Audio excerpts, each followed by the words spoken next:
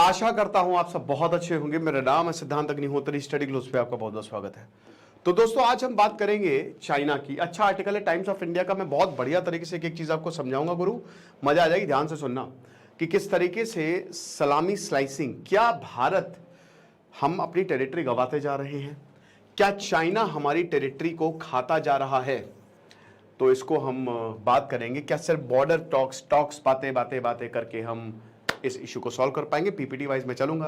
कुछ बच्चों की शिकायत रहती है सर भटक जाते हैं थोड़ा सा टॉपिक, तो कोई बात नहीं भटकेंगे भैया, पीपीटी वाइज चलते हैं, फिर उसके बाद मैं आपको समझा दूंगा।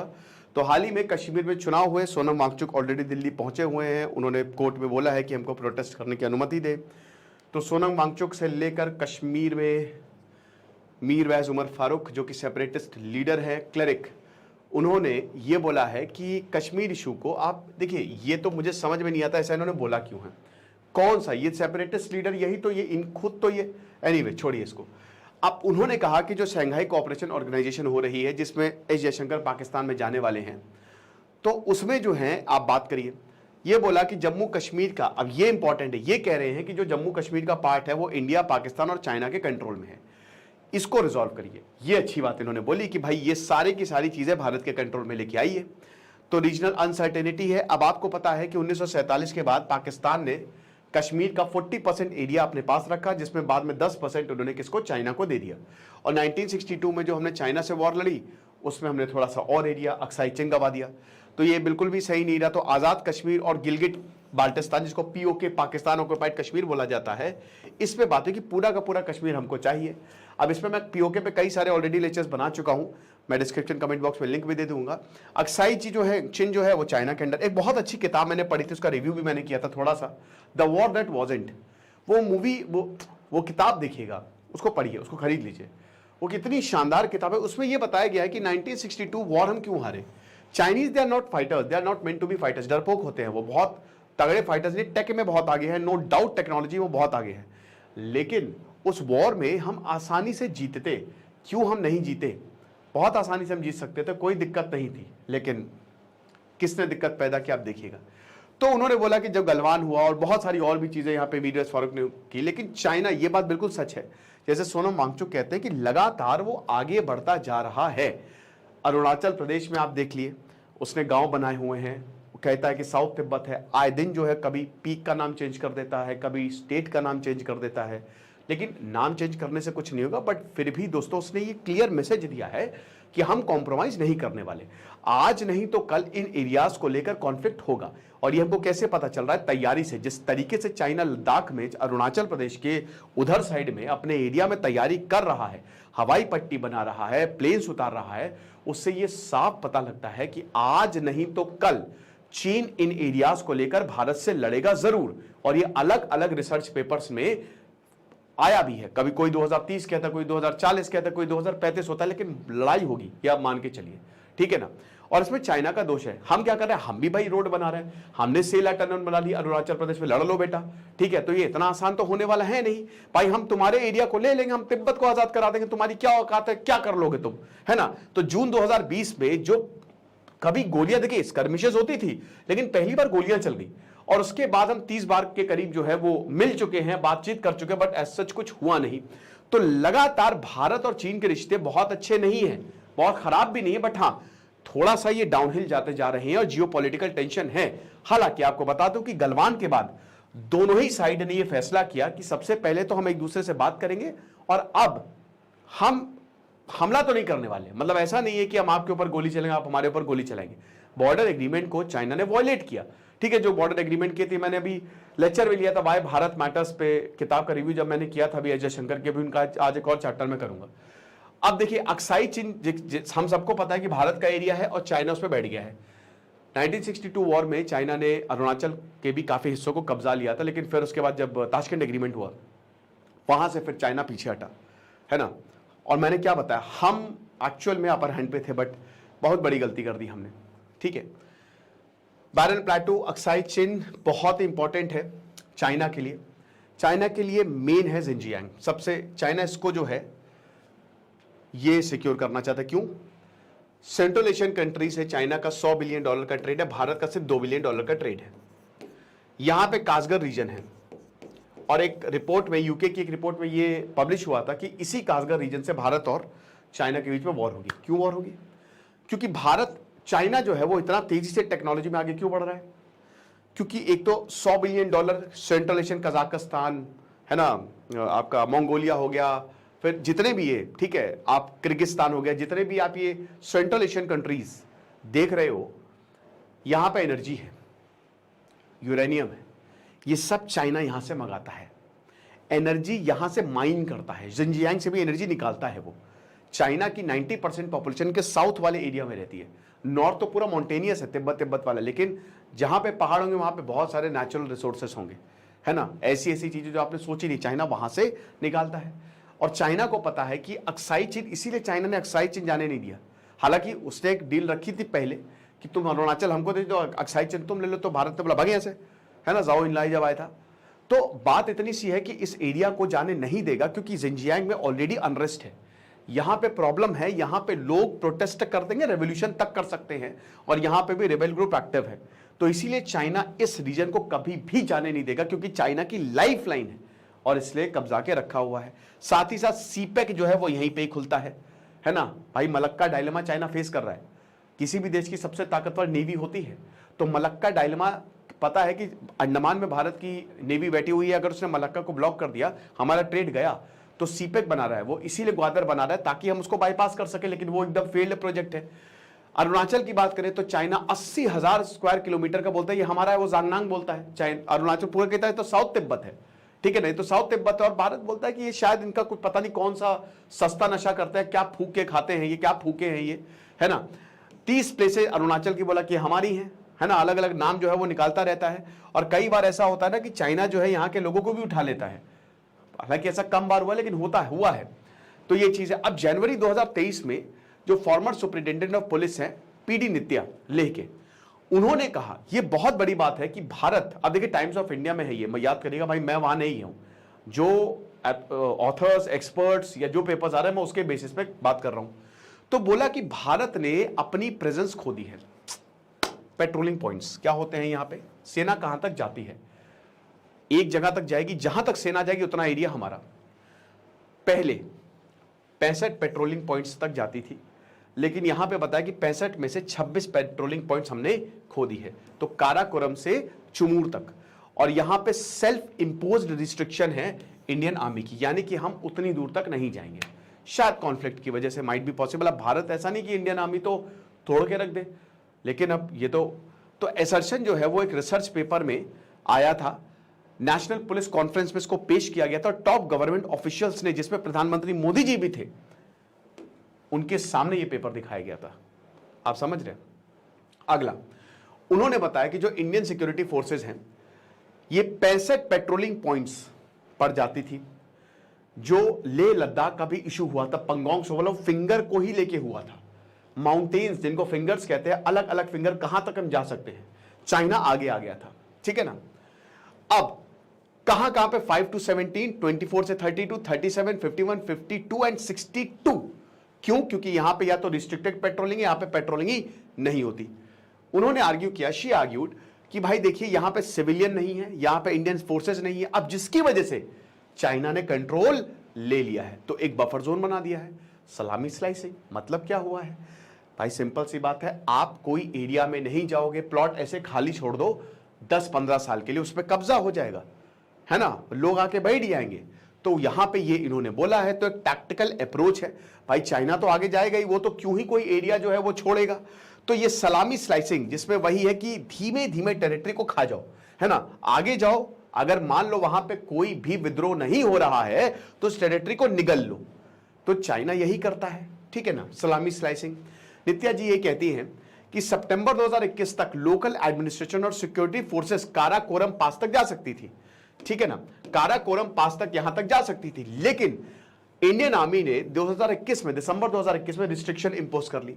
अब ये रिस्ट्रिक्शन इसीलिए ताकि आप पीएलए के साथ कॉन्फ्लिक्ट में ना आ जाएं। अब मुझे नहीं पता है कितना सच है, क्योंकि मैंने क्या पता कि Indian army is fully capable, वो ऐसी की तैसी कर दे, लेकिन अगर ऐसा है तो फिर थोड़ा सा शॉकिंग है।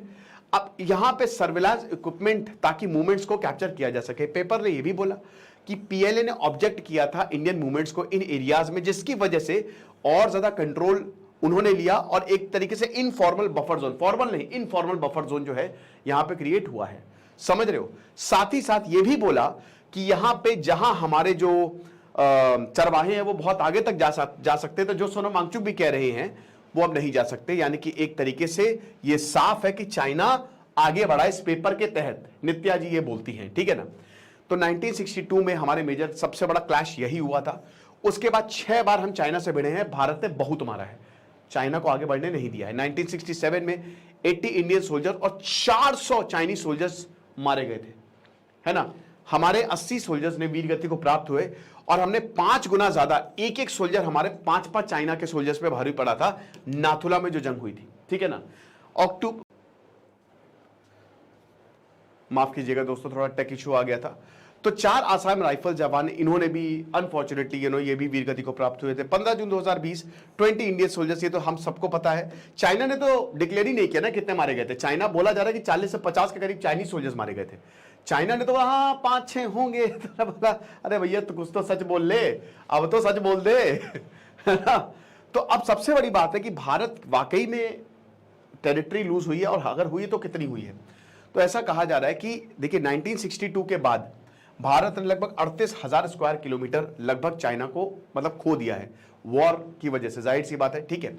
अब न्यू दिल्ली बताती है कि लगभग 5300 स्क्वायर किलोमीटर शसगाम वैली, जो कि जम्मू कश्मीर, जो कि पाकिस्तान ने गिफ्ट किया था चाइना को आयरन ब्रदर के नाम पे, बोला कि हाँ हम दोनों भाई भाई हैं। शसगाम वैली वो इसीलिए, देखिए गिफ्ट कुछ नहीं किया था, चाइना ने पैसे खिलाए थे। चाइना पैसे खिलाता है, पूरे पाकिस्तानी सेना को उसने खरीद रखा है। पाकिस्तानी सेना और की सरकार बिकाऊ है, वो अपने लोगों को धोखा दे रही है। जैसे उनका क्रिकेट बिकाऊ है ना, वैसे उनकी पूरी सेना बिकाऊ है।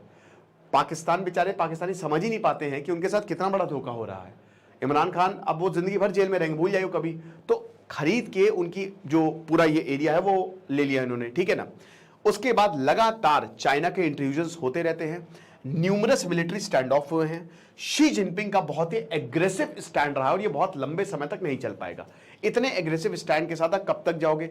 भारत ने दौलत बेग ओल्डी रोड बनाई, जिसकी वजह से गलवान क्लैशेस हुई, ठीक है ना। यहां पे बहुत डोकलाम वाला भी इशू यहां पे हुआ।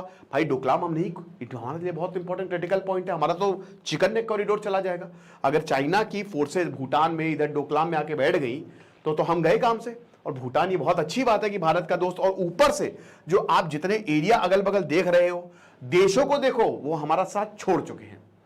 बांग्लादेश हमारा साथ छोड़ गया, तख्ता पलट हुआ। नेपाल हमारे साथ नहीं है इस समय, हम बहुत अच्छी कंडीशन में नहीं है दोस्तों।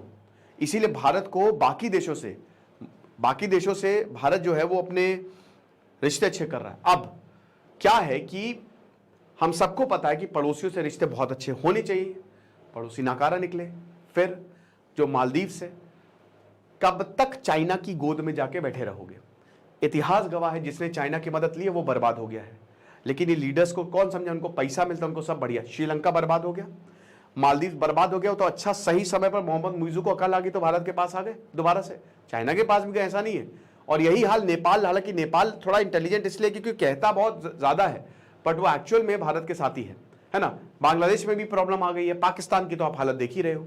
तो ऐसा तो है नहीं, जितने भी देश चाइना के साथ गए दिक्कत हुई है। गलवान क्लैशेस के बाद इंटेलिजेंस रिपोर्ट्स ये बताती हैं कि लगभग 1000 की स्क्वायर किलोमीटर जो टेरिटरी है वो इस समय under Chinese control. 1000 square kilometre बहुत ज्यादा होता है मेरे भाई, एक अच्छा खासा एरिया इन्होंने गलवान के बाद ऑक्यूपाई करके रखा हुआ है। मनोज जोशी जो सीनियर जर्नलिस्ट ये बताते हैं कि शायद 2000 के स्क्वायर किलोमीटर तक हो। इसमें देप्सांग बल्ज, कुकरांग वैली, गलवान पंगोंग, चार्डिंग नाला, ये सब, और 21 बार अभी तक मिल चुके हैं और 10-12 बार तो ऐसे ही मिल चुके हैं। लेकिन इसका कोई भी, ये सब मैं आपको ऑलरेडी बता ही चुका हूं, लेकिन इसका कोई भी जो है वो सोल्यूशन नहीं निकला। आगे बढ़ते हैं।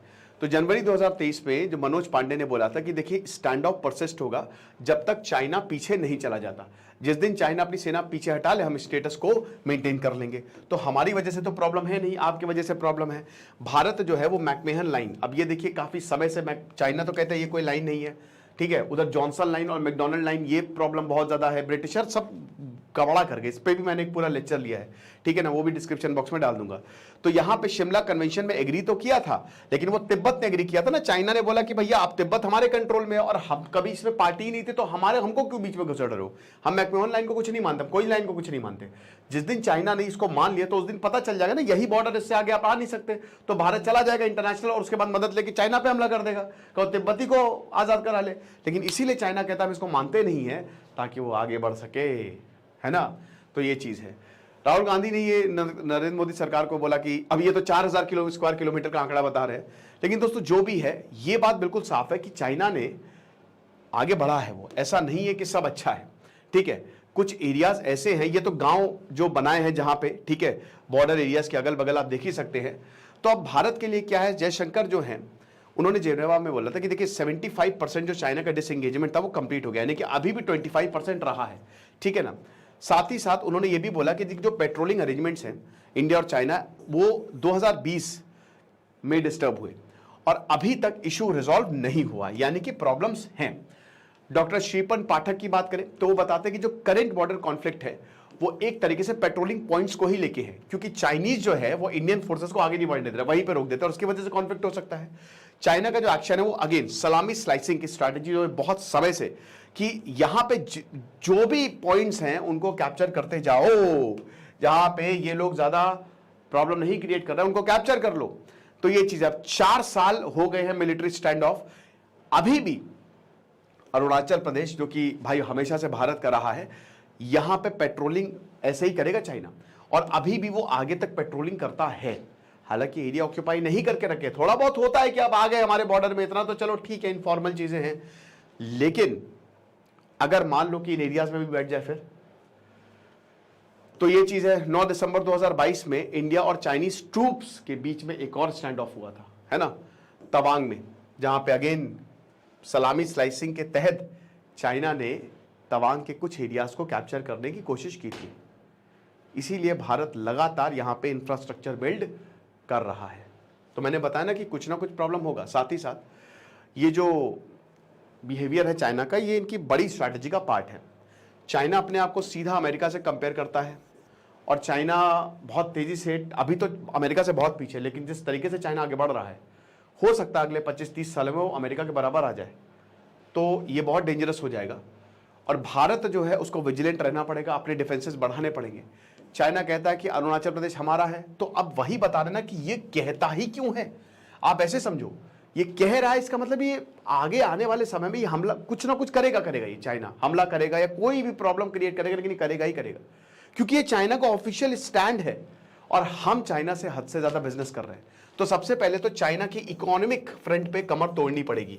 जब तक हम आत्मनिर्भर और टेक पे काम नहीं करेंगे, जब तक भारत सरकार R&D पे, और इनफैक्ट इसमें मेरे ख्याल में PPP partnership, public private partnership, जैसे रतन टाटा ने बहुत सारे दान दिए यहाँ पे यूनिवर्सिटीज को, तो जब तक R&D पे खर्चा नहीं होगा तब तक चीजें उतनी बेहतर नहीं होंगी, ठीक है ना।